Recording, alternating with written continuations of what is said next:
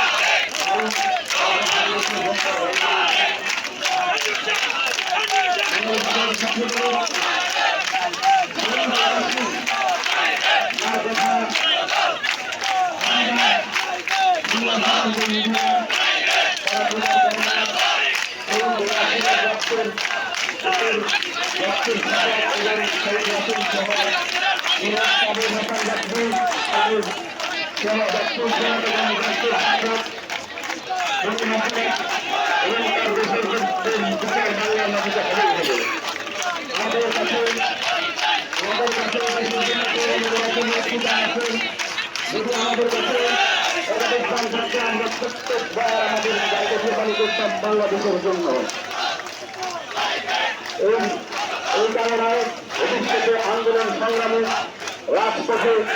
রাজপথেই সকল ষড়যন্ত্র মোকাবিলা করে বাংলাদেশ জাতীয়তাবাদী ছাত্রদল বাংলাদেশ আগামীর বাংলাদেশ দেশ নায়ক তারেক রহমানের যে স্বপ্নের বাংলাদেশ বিনির্মাণে দেশভিত্তিক ছাত্র জনতা ঐক্যবদ্ধভাবে জনগণকে সাথে নিয়ে দেশকে বিনির্মাণ করবে।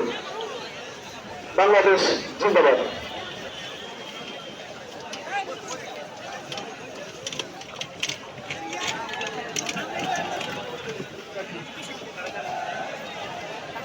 নেতৃবৃন্দ,